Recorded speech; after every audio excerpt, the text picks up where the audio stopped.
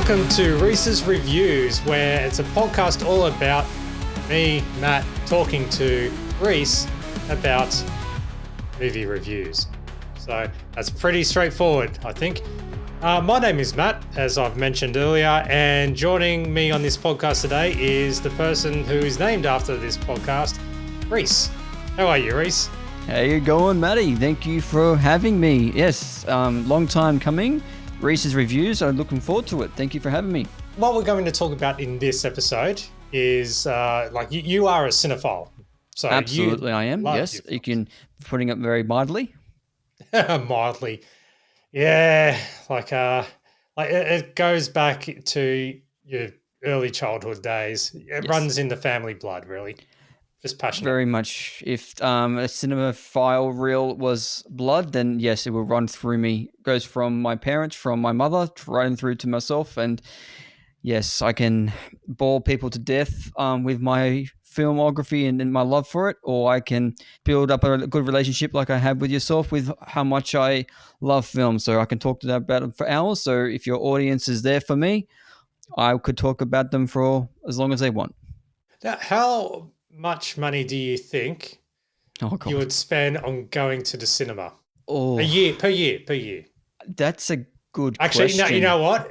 How about it might be a bit too personal, I think. I wouldn't say it's too personal. It's just I'm a cinephile. I find the cinema is a place that I find that is it's my escapism. I find it's a place where you can go to where it's the only place where you can find a camaraderie with strangers. You can go to an empty cinema and escape into a world which is away from your own. And it's the only place where you can have a bunch of strangers sitting next to you and you can be all immersed in the same story. You can laugh, you can gasp, you can scream out in horror, and just enjoy the thrill of it. So going to the cinemas is a place I could go to. I find it's very really relatability to people wanting to go to the church. They look forward to it every week, every Sunday they're going, and that's how I contribute to going to the cinema. Is a place I can go to every week because I love going to it. So I could go every week, depending on which cinema I go to. It could be cost some cheaper, depending on which what's the word? It's pretty much which cinema you actually go to, whether it's going to be Titan Lux, it's a big premium, gold class, standard. So the cost of it would be, will very much vary. So I'm kind of don't really want to know how much money I would spend on it because then you can figure out how much more you could be saving in other points. But it's just, I don't think you can put a price tag on that kind of escapism and that part of happiness to go through. So, well, how many movies do you think you would see a year? Or how many would you go on average, say, a day or a week? We'll go a week. How many movies would you watch a week? I would say a fortnight, maybe a week. I could probably go to the movies maybe once or twice a fortnight, depending on my current schedule and things like that, and current films being released. Like I'm very much open to a lot of films being released. If it piques my interest and I'm interested in the story and the creators behind it, I can very much go to see any film that piques my interest, and that could make me go to the movies once a fortnight. So I would say I go on an average. I would go to the movies at least once a fortnight at minimum. If I can get there, it's definitely a place I would go. So whether that what that adds up to, and if I go to the films and there's more than one out, if I haven't got any other commitments on that day, I can very much easily do a double feature.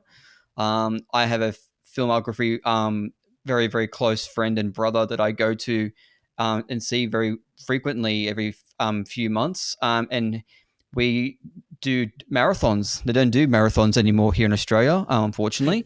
So we make our own. Are you referring to when, say, Event Cinemas, formerly known as Greater Union? Yes. Birch and Carroll. Yes, and they did have those late night movie marathons. Yeah. So they'll be, say, starting at 11:30 at night or at midnight or whatever. And the whole idea is you bring a pillow or you bring a little blanket or whatever, and you would stay in the cinema and watch 3 movies back to back. Yes, I did it a couple of times back in the day. In the early 2000s, they were a big thing. I think the last one, when I can't remember all 3 films, but I know it had They had Battle Los Angeles was one of them. They also had the Green Hornet and another film. I can't remember what it was called, but they had a few of them, and they also got they used to do midnight releases a lot, where when you got a few big franchises coming about, like when they had certain Harry Potter films being released, they would show the previous one, and then at midnight they will show the new released one and things like that. So they don't do much of them anymore. But I did a few of them growing up, and I miss those days where you can spend overnight and that kind of camaraderie with fellow film goers. So my pretty much my brother, my close friend, we do our own marathon. So when we go down and there's certain blockbusters and certain films out, we would make a marathon day ourselves. So we would definitely take advantage of that and see as many films as we can to put money back into the cinema, but just escape, have that escapism. So yeah. Yeah, I do remember my last movie marathon that I did, and it was Die Hard, but it was Okay. for when Die Hard 5 was coming out. So they did Die Hard 1 and then 2, Mm-hmm. and so I never saw those two movies at the cinema, Mm-hmm. but I had seen 3 and 4 at the cinema. Yep. So watching 1 and 2 on the big screen was fantastic, and then they followed up with Good Day to Die Hard, Yep. and man, what a stinker that was. So I still Yeah. liked it. I liked it, but watching it at say 2 o'clock in the morning, and then you go from something that's quite light-hearted and like because you're already familiar with Die Hard 1 and 2, and then something that's really dark, and it just didn't feel like there was much there. And Yeah. that was the last movie marathon I've gone to, and Yeah. I don't think they really did any marathons after that. No, they just realized they were. I don't think they were getting much of a Patronage. page. I think definitely. I don't think you were getting many people coming into those kind of those kind of marathons anymore. They weren't giving them much any money because you always come at a discounted price. Those kind of marathons, so they weren't really getting much people coming in. And also, I would also take into account that those marathons were always overnight, so they would have to pay their staff a certain rate to be staying overnight and doing those kind of things. So just it probably wasn't best cost effective for them. So Yeah, I do remember. I think it was at the end of Die Hard 2 where my mate who went with me to see it, he was going to go to the candy bar to get a refresher, and then they had closed everything down, and yep. he was grumpy for the rest of the screening. So it's like, oh, goes, what's the point of this effing movie marathon? Oh, yeah, yeah. Yep. Anyway, Yeah. Yeah. good Yep. times. So, and out of curiosity, what would be your favorite genre? So, thriller, comedy, action, adventure, sci-fi. See, that's a thing. If anyone, I think if you're a filmography lover and you love film, I think there's not one specific genre that you would lean into. I can very much lean into all genres. I can start off going into. I love my horror, and then I can go right into bloody action and thriller. I can then go into thriller to action thriller to just conspiracy thriller, then spy thriller. Then I can go into sheer comedy, or I can go into romantic comedy, and I can go into musicals and things like that. So I wouldn't say I'm pigeonholed into one specific genre. Anyone who knows me, I think I lean a lot more further into the fantasy sci-fi genre, where I love my the superhero genre. I love the sci-fi side of things. I think anyone who knows me probably would say I lean more into that, but I can pretty much be open to any genre. Like one of my favorite films is Titanic, which is pretty much Romeo and Juliet on a boat. And then you go from that to Captain America, or you got that from Hacksaw Ridge, or then you go from that to Wicked. So if anyone's on would watch my Letterbox, which I have only started towards the end of last year, my four films on that my letterbox is Wicked, Hacksaw Ridge, Titanic, and Captain America of the Winter Soldier. So you got something that's across all genres. That should show you anything about that genre. Nice. Now, what would be your favorite actor, or can be male, No. female? But okay, what are you two go tos? So Yeah. female and Are you? Would you be referring to favorite actor and favorite actress? yes, Okay. So actor is very easy. Hugh Jackman. yeah, Not just because he's an Australian, which it could be at one point, but I just find that he is a track of all trades. He can do every single genre. He can act, he can sing, he can dance, he can do drama, he can do thriller, he can do action, he can do musicals. So if he is one of the film actors where if he's got a film coming out, I will go watch it just because he is in it. wow. Actresses is a little bit hit and miss because I find that I do find a lot of actresses very entertaining to watch. I have a secret crush on Margot Robbie. Again, she's another Australian, but I would definitely go see a lot of her films because she is in it, but a lot more selected than what I would say with Hugh Jackman. But saying that, I have seen majority of her films out on as well. So um, other than Margot, I don't see too many other.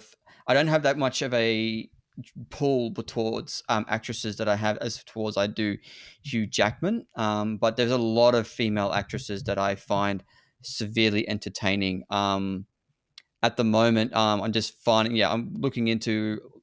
I think Kate Blanchett is absolutely incredible. Absolutely incredible. I'm seeing a lot of her stuff as well. So, which is kind of ironic, seeing as how I'm marking off actresses which are all Australian, which is kind of ironic. But I'm actually liking a lot of what Blake Lively has been doing lately. I think she's doing some good performances as well. Um, so yeah, I think. But yeah, I think I'll stick between Hugh Jackman and Margot, which stick to the homegrown heroes in that aspect as well. All right. Well, have you met any of those stars yet, or who's? If you haven't, who is the one star that you have met that just blew you away Blew with me awe? away. I wouldn't say blew me away, but the one who made the most impression on me. So I go to conventions every year, and so I get to meet a lot of the stars who go to these conventions. I think the most person who I had the most interaction and fun with was John Barrowman. So anyone who knows John Barrowman, who's a big fan of Doctor Who, Torchwood, Arrow, knows he's a character. He would very much just make you laugh ecstatically. And I walked into my photo op with him, and I didn't expect anything, but he gave me the biggest hug. And I did not expect that from him. And so I just having that embrace with him was fantastic. And I think that made an impression on me, just how open he is with his fans. And I think another one that made a bit of kind of impression on me was Michael Rosenbaum. So a few years ago, I met Michael Rosenbaum, who is Lex Luthor from Smallville, who I am also a big fan of his podcast, Inside of You, which anyone who doesn't listen to it, please listen to it. It is the interviews that he makes is absolutely incredible, but he just makes you feel welcome and he open and very much he makes you think that the limited time you had with him was precious. I think that made an impression on me as well. So I think the two people that I've met would be John Barrowman and Michael Rosenbaum at the present moment. But the future is bright. Got a convention coming up next week, so we'll see what happens there. Excellent. Well, thank you very much for your insightful uh, knowledge, or your just an insight into your life, really, so Yeah, of cinema. But you were very, very passionate. very So, yes. all right. Well, now it's time for the reason why you are actually here for. Okay, let's go. And that is, I am going to dive into your Letterboxd account, which is Reece Cashel. And what we got here? Oh, I see that one of the most recent movies you've watched is Ballerina. Now, I did. please, Yes. I would like for you to. Oh, okay, I've seen it as well. Fair enough. But please No. enlighten.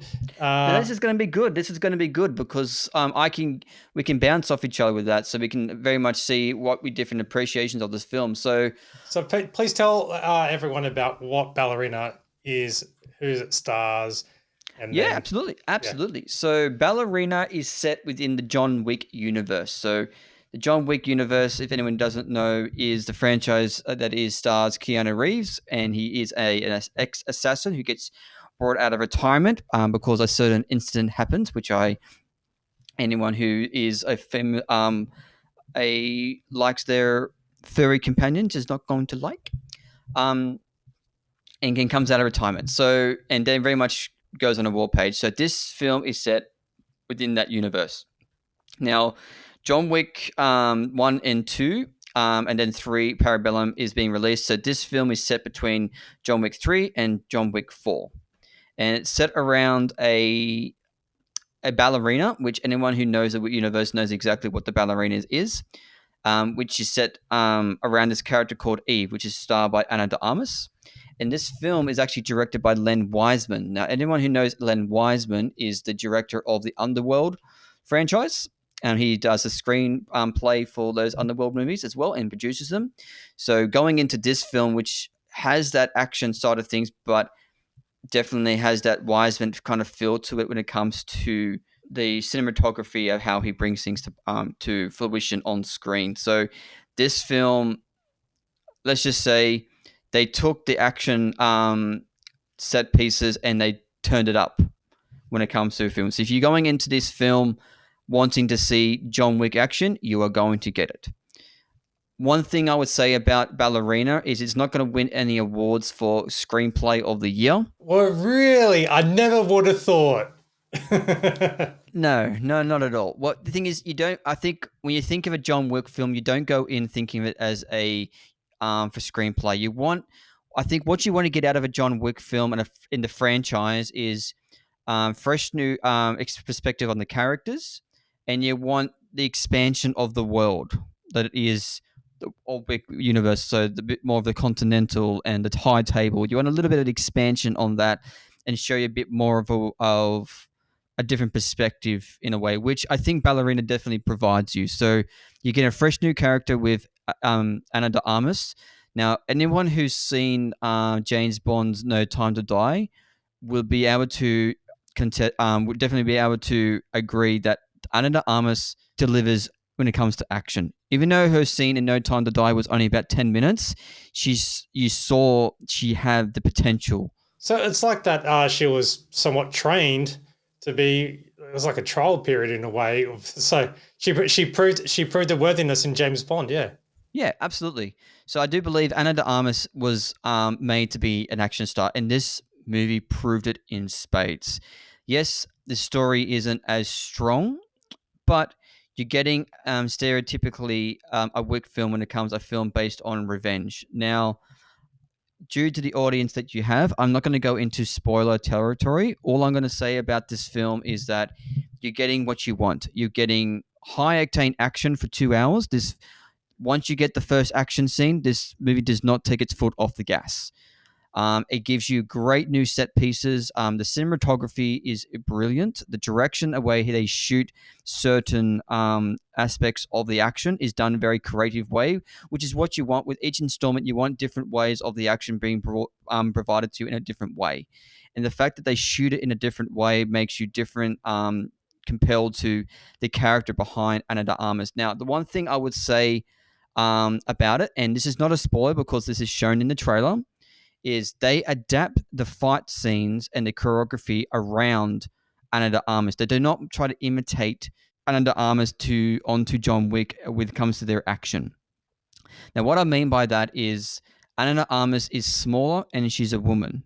So they're not going to try and put her into the same caliber as a John Wick. And what they use in this film is that at the beginning in the trailer, they say, you are weaker. Yes. You are a woman. Yes. But you can use that to your advantage and use that to change the dynamics of the fight and use what's around you to gain the upper hand and win. And she did demonstrate that. No spoiler, but there is a moment in her training where it's like, oh, okay, there you go. That's the moment where you can take advantage of your height and your gender.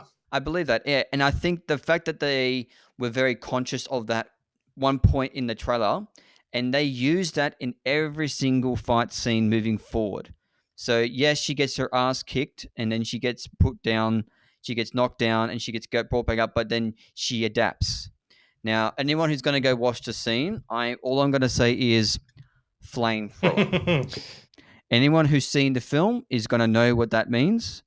And the good thing about it is that, not giving anything away when it comes to that, but when you go to this key sequence, no, from what I've identified, there is no CGI in that sequence. The only CGI is the photo shop of the person's face when sequence is going on, but the flamethrower sequences is all done practically, which most of the John Wick, all the John Wick franchise is very known for its practicality when it comes to its action as much as Oh, and possible. it's not the So first time as well that Anna de Armas and Keanu Reeves have acted together in a movie. Did you realize that? no, it's not. If anyone wants to know a psychological thriller, which is not the best of Keanu's films, but if you want to see Anna de Armas in a completely different lights, you can definitely see a certain film with Keanu Reeves when these two girls rock up and to Keanu's house. So I'm not gonna anyone who wants to venture into that rabbit hole. Uh, I wouldn't say it's the best film. It's got a very weak plot, it but is a it's remake. definitely intriguing. It is a It is a Yeah. remake. So Yes. that film is Knock Knock from 2015. So Yes. if you want to see that, Yeah. Yeah. Thank you for reminding. Yeah, I couldn't recall what the name of the film was, but I knew it had something in the title. But yeah, Knock Knock is definitely erotic thriller. one of Yeah. the Anna's first films that she's done. Which, but yeah, it's definitely a completely different context than what John Yeah. Wick is. Well, what would you give Ballerina? Or what have you given Ballerina out of From stars? what I understood, I think I gave it a 4 stars on Letterboxd. So that, I think, if anything above 3 stars for me, like 3 stars is usually my point where I enjoyed it. There is some problems which I've identified. Every film has its pros and its cons, but if the pros outweigh the cons, then you get a 3 stars and above. Once you go under 3 stars, that's when your film's got less of an appeal, and it's going less into dislike in that point. So I gave it 4 stars. It is definitely within it's one of the higher points of the franchise. It keeps things going. So yeah, I will give it 4 stars I gave out of I 5. gave it 3.5 out of 5. Because Nice. Well, please let me know where do you differ from me when it comes to Ballerina? I agree with you with everything you've mentioned there, but I did find the introduction to it all quite slow because Okay, so you didn't the first act you thought was a bit of a yeah, drag. like they really stretched it out a lot to like I Yeah. Okay. understood that they had to because they need to establish the whole ballerina character and her sad ways of with her childhood, Her yeah, her past. past, Yep. Yep. and but just to me it just felt like they could have shaved it off by 5-10 minutes if anything, Okay. so they could have made it a bit more sharper, more punchier, but yeah, I think they just milked it a bit too much. But then after the training sequences and everything, they did that at a good pace, and then yeah. Yeah. So Yeah, I can understand that because I think, especially when it comes to it, linking back, there's not much no, dialogue in the film. but When you think back at it, I would say there's like maybe about 20 minutes of maybe there's like 20 or so minutes of mm, dialogue. Oh, and I have to mention Ballerina being in the Wick service. You cannot. This film has the Baba Yaga. Anyone who's walking into this film thinking that with the trailers that the Baba Yaga is only going to be in it for a quick cameo, he is not. He has a pivotal role. Yes. He is not like he's in it. This is still Anna de Armas' film. This is definitely her film, but the Baba Yaga is in there. And I don't know if you agree with this, but my appreciation, even though I love John Wick 2, 3, and 4, the one thing I love about the first one, which takes precedent a bit more rather than the other ones, is that the sense of fear yeah, that everyone had when they heard the name John Wick. The fact that you go back to that one scene in the first one where the Russian mobster calls the mechanic and he asks, "Why did I heard you hit my son?" So, you go, "Yes, I did, sir." And he goes, "Why did you do that?" He goes, "Well, he stole John Wick's car, sir, and he killed his dog." And all the Russian muscle goes, Yeah. "Oh, Basically, putting the fact that the fear of fear, God into him. yeah, the fear of the Baba Yaga is going after you, is putting fear in everybody. You lose that when you get to 2, 3, and 4 because you got all these assassins saying price tag on John Wick's head, and everyone goes, "Yeah, okay, I'll go after John Wick. That's not a problem." So you lose that Yeah. fear, and I think in this film you get a sense of that coming back. The Baba Yaga is there, and and anyone who has some fears about a fight scene between it. It is very much the Baba Yaga and John Wick is there to purpose the story. He's not there for a And you know gimmick, what? which is what I I would like. hate to have an Airbnb in that town, in that country town, the water lakeside town. So, Yeah, that seems like a especially nice with the area. criteria that you got to do Yeah, for. exactly. So, oh well. But yeah, that's good. So, all right. So you've rated it 4 out of 5. I've rated it 3.5 Mhm. out of 5.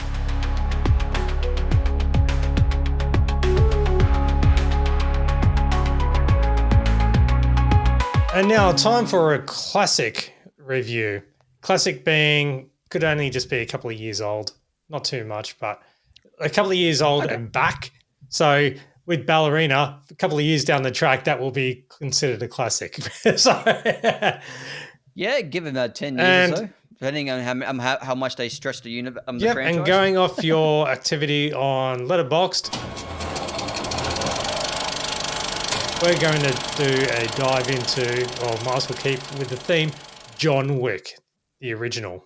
Yes. So I have a tendency, because usually I don't have a life, and my whole life is surrounded by film. I'm like I said, a huge film buff. So I prepare myself whenever I go into a new franchise film with revisiting the old. So coming up to John Wick, going up to Ballerina, I watched the first 2 John Wicks. So in this instance, I did indeed go back and watch the first John Wick, and rewatching it yet again just proves how great this film was, just to establish a fresh, brand new world. Um, Basic story, but the world itself it introduced us to was so rich. So you have the essence of this underworld assassins network that runs off um, globally. And you've got all these little gold coins where you've got people getting massacred in John Wick's home. He rings up these cleaners, and they come in and they get rid of everybody, and you give them a gold There's a coin. Like system. the There is a world, system. this system, absolutely. So yes, I found that at this time at the time that this film was released, I don't think Keanu Reeves was in the best position with his filmography. Like he wasn't bringing out a lot of good big hits, and he needed one. I believe Keanu Reeves has got a reputation of being one of the nicest guys in Hollywood, and I still believe that to this day. He's the guy I would love to meet the guy. If he ever comes to one of these cons, I would love to meet him because he just seems so down to earth and genuine and kind hearted. And I think he needed a win, and the fact that he got this franchise under his belt is definitely one he needed. And this film was just it makes I can't really put it into words. Like this film, that the first act, you don't really realize what kind of film this is going to be because it hits you in the heart with some very down to earth, heartfelt notions of losing your wife unexpectedly, and then going into a part where she provides him with this solace of a puppy to find something else to love because she's not there anymore. Like that is just a like, basic human emotion and human what's the word? Pretty much that piece of love that even though she wasn't going to be there anymore, she was thinking about what he was going to need after she was gone, and having this something to love, and the fact that you have that basic pure innocence in a puppy, and the screenwriters and the director thought, how can we get the audience on board with mass murder, Yeah. killing innocents? That just bases the whole film. And then goes off from there. And this film, I rate it very highly. It's one of my favorite films. I can revisit a lot. I watching the second one, I just makes me feel like, yeah, I didn't enjoy the second one as much, and I knew there was a reason why. But the first one, highly recommend. The stunt choreography, the introduction to gun fu, and just the entire premise of opening up this brand new world, and even having the supporting cast, having Ian McShane in there as the manager of the Continental, having in there as well. So just having that little piece in it, and having William Dafoe and Adriana Padalecki. Is it Padalecki? Oh yeah, Adrian. Palecki. I think Yeah. it's Palecki. I think it's Palecki. I'm getting confused with Jared Padalecki. So Adriana and Palecki, having these little on these amazing supporting cast members for to round out this film, and just having everything about it, I think is definitely, I would say anyone who loves the genre of action, revenge, and just having a heart pulled out of your chest in the first act and have that a driving force, I would definitely highly recommend. I'm pretty sure I gave this film a 5 stars on Yes, you did. Letterboxd. And Yeah. and what about the what I did love about the first John Wick is the killer soundtrack. You know the Yeah. when it's trying to describe the background history of John Wick, or why all the Russian mafia is shitting themselves, and it's just that the raw, the atmosphere of it all, where you just know that you're in the shit when John Wick's after you, you're in the shit. And that's the sense I find that is lost with the sequels, is that you have the utter fear of John Wick. Like the whole idea of what this film established, the first one, is the Baba Yaga was someone that even even the devil could be afraid of. Like, this is the guy you send when no one else wants to do the job. Like, he is he is that nightmare that you don't want to see in a dark alley. If you hear that word John Wick, you frail in your boots. Like, the one key moment where he's about to go into the club, and he's got the big massive not the big massive, but he's a big bodyguard, and he has a gun to his head, and he goes, "Take the night off, boy." And even him just walks off because he's afraid of John Wick. Yeah. You kind of lose that in the sequels, because everybody just thinks they can take him on, and it's more about the action, which is fantastic, but you lose that fear that they established in the first one. But this one was just absolutely it just the richness of this world was actually absolutely mind-boggling. And then getting that, I think that's iconic gift that goes around now with the first one, pretty much saying it goes, everyone keeps asking me if I'm back, and I never had an answer, but yeah, I'm thinking I'm back. Like, having that quote is just like, it was incredible. Like, it just keeps you locked in, and you don't let up. And that's what I think the Wick franchise is. It's high octane adrenaline action, which as soon as you hit the gas, it does not pick up, and you're on for the ride. And he brought forward the art of the double tap of or the shoot Yes. twice in the chest, but also just to make sure in the head. So it's like a 3 tag or 2 tag. What's like bang bang. Yeah. So that's definitely that enemy is dead. He's always.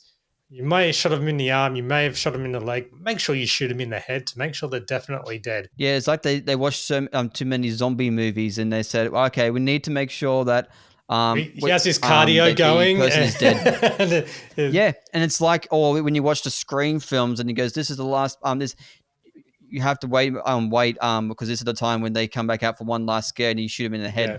So you're very much going, okay, we're just going to make sure they're dead. And even if it's excessive, you go, no, it's John Wick, so you can get away with it, because you got to suspend disbelief to a certain extent. Yeah. But it's really good. Yeah. And I, like you, I gave it a 5 out of 5. So I couldn't see much when it comes to my pros and cons. I couldn't see much cons with it. I just love the soundtrack.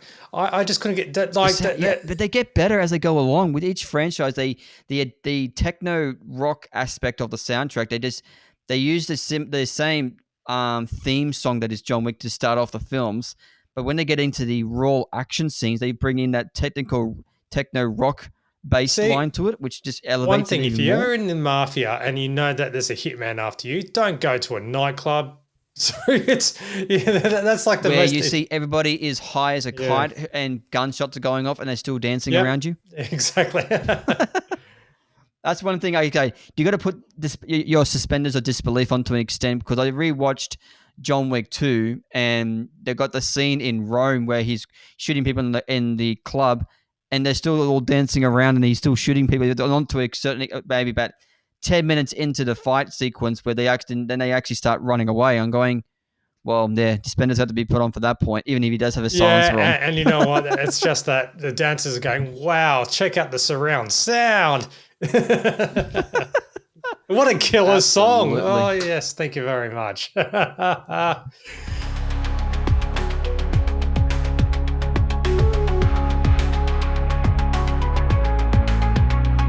Cool. So that basically wraps up our first episode of Reese's Reviews. So, we'll do more further review diving down the track once I go through your Letterboxd account. What is your Letterboxd account so people can follow you? That is a good question. Give me one quick moment. I'm pretty sure I put it up as Casual Sky Guy from memory because... Casual Sky Guy, yeah. It's all one word. Yeah. So if anyone gets that reference, 10 points to Gryffindor. Or should I say 10 points to Hufflepuff, because that's my house. Oh, I thought it was the old song, you blow it all sky high. That's for another. No, let me guess. You don't know what Sky Guy is, do you? Well, no. No, that's okay. Anyone who's a avid fan of Star Wars will get that reference. Oh, fudge. Okay. It's Ahsoka's nickname for Anakin Skywalker. Oh, okay, now I understand it. Kind of. Yeah. Yeah. All right. Okay. Well, you're stuck with me, Sky Guy. Don't get sipping with me. And yes, anyone who wants to know where Sky Guy comes from, or where Anakin's nickname for Ahsoka when it comes to snips, they got to watch the not so great animated film called The Clone Wars. So it was a good introduction, but yeah, it's gives you introduction to some key character points when it comes to the series of Clone Wars, but maybe that's another future thing. But when it comes to your fan base, if they have any suggestions about classic films they want me to rewatch, things like that, I'm more than happy to take suggestions. I'm, like I said, avid filmography lover, so I'm always open to watching new things. Oh, I'll be challenging you, mate. I'll be challenging you. Bring it on. Excellent. Well, thank you very much, Reece, and also thank you, the listener, for downloading and checking this out. Yes, thank you. My name is Matt, and this is a mygeekculture.com.au podcast produced by Matt Fulton Productions, mattfulton.com.au, all for Reece's Reviews. Catch you next episode. Bye.